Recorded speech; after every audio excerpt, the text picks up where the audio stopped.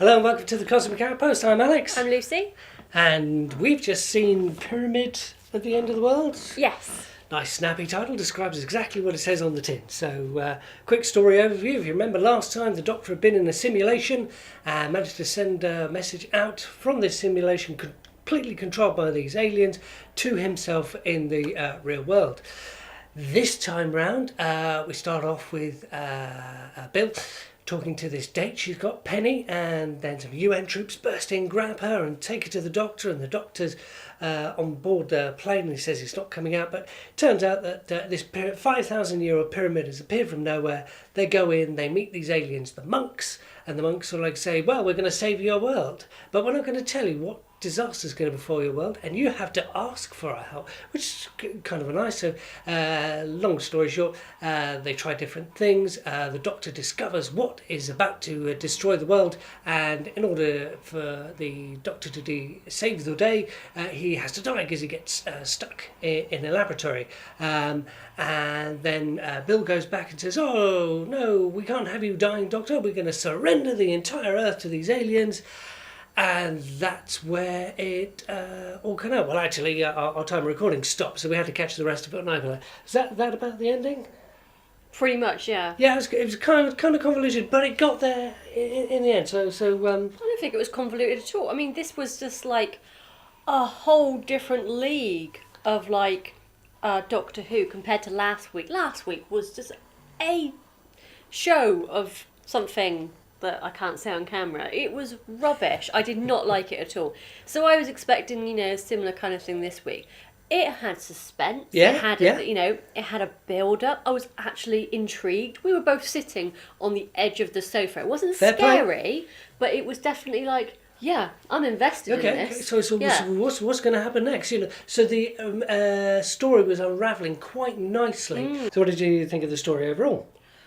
Well, compared to last week's, which was an absolute shower of something I can't mention on camera, this was amazing. It had, tension. It had anticipation.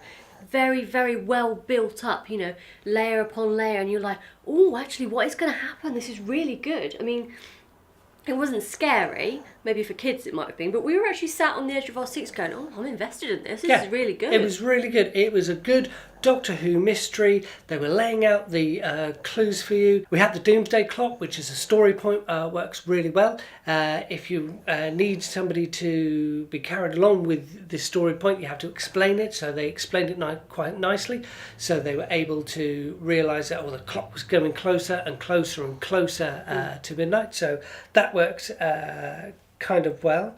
One thing I did like about it that you don't find very often with films or series, etc. The aliens were intelligent. They actually thought about this, or the writers knew that the aliens had to be intelligent. Not in how well their technology was. I mean, they're in a pyramid. I mean, why a pyramid? But it doesn't matter about that. But the thing is, if they were supposed to have watched us for the last how many thousand years, etc., they will know that fear doesn't work as a ruling factor over us. It works at the beginning maybe, but people become disheartened, unhappy with the situation, and revolutions happen, and people rise up, etc. However, like the Doctor said, love keeps you a slave. Yeah. That was fantastic. Slave to love. Yeah, slave to love. What a fantastic concept. That the human race had to accept them out of love rather than out of fear. I mean, that was a fantastic concept. Brilliant. I love that. Yeah. The way I kind of wanted to see them end it, and I was thinking, are they going to? Are they not going to? So the aliens had said, we will save you if you accept our love. Bill then said... No, not accept our love. Sorry, not accept our love. Yeah. The alien said... had to accept us out of love. Yeah, accept us out of love. Yeah. And I wondered whether the aliens were going to let the Doctor die. And then Bill protested and said, but you said you were going to save us. Oh. And the alien said, you have the Doctor.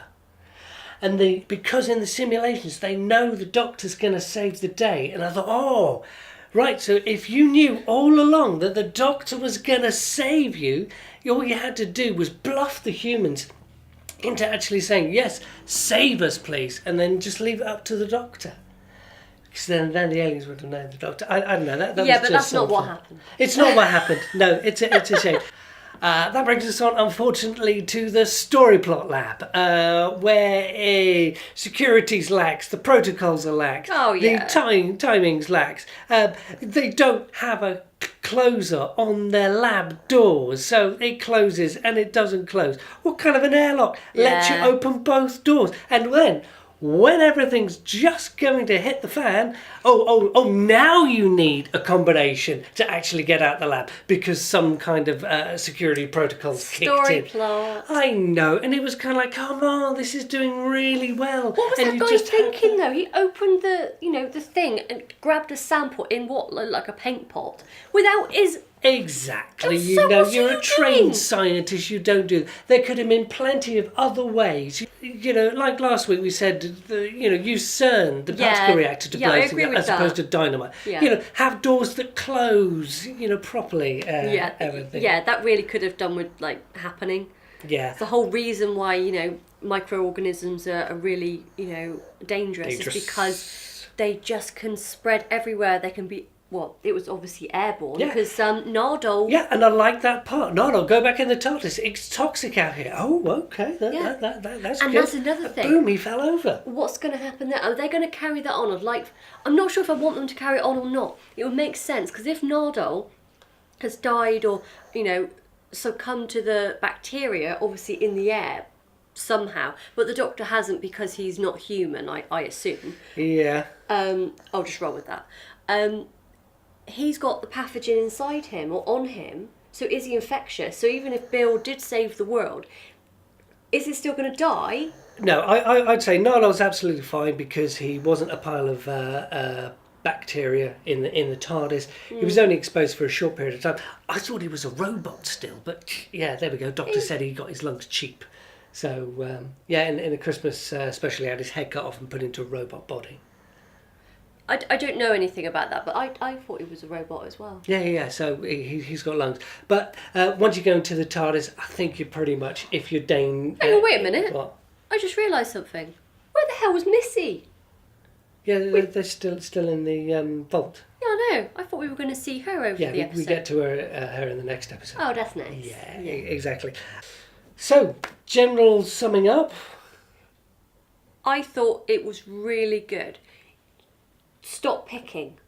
It was fine. What? It was fine. It was a way better episode than last week. Yeah. In my opinion, it could have done with tightening up a few of the story points.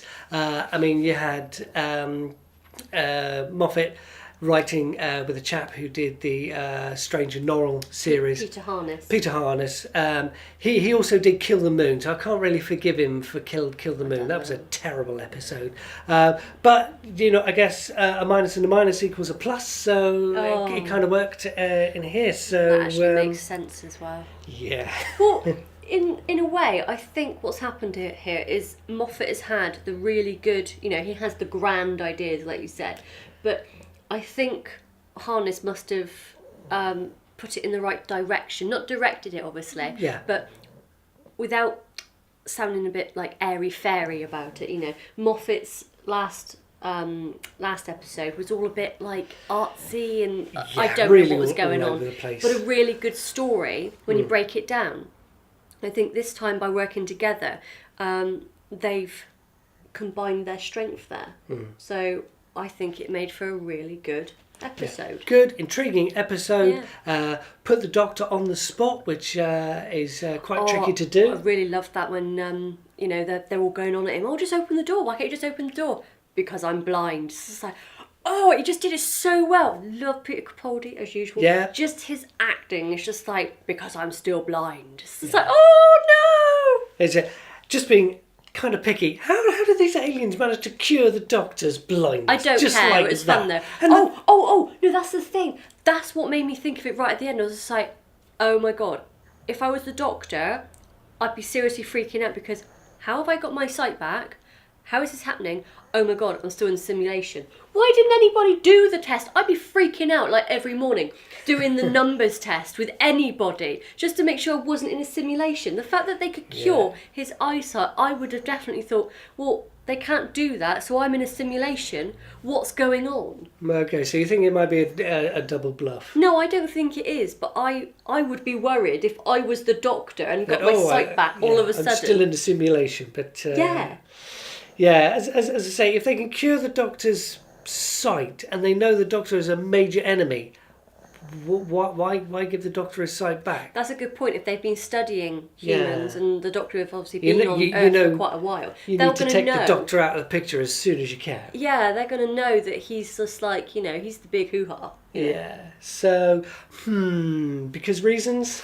Yeah, because reasons. Yeah, because Bill had to have a reason to go back in and go. What I really hope for the next episode, they don't do a Martha Jones where she goes around the planet and she, they spend a year of time trying to get people to resist, because she's the only one who actually remembers how it was.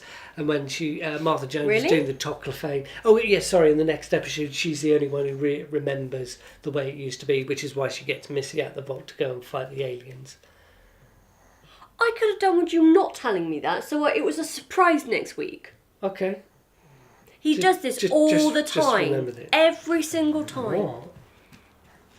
I just have to look at his face. I just go, no, don't. What? Oh, great. So Bill is the only one that knows what's happened. Yeah. And she's got to go and get Missy out of the vault. Yeah. Right. Thanks for that. Okay. Well. Okay. Okay. Well. This has been the Cosmic Outpost. I'm Alex. I'm Lucy. And we'll see you next week, hopefully, for the conclusion of this story block.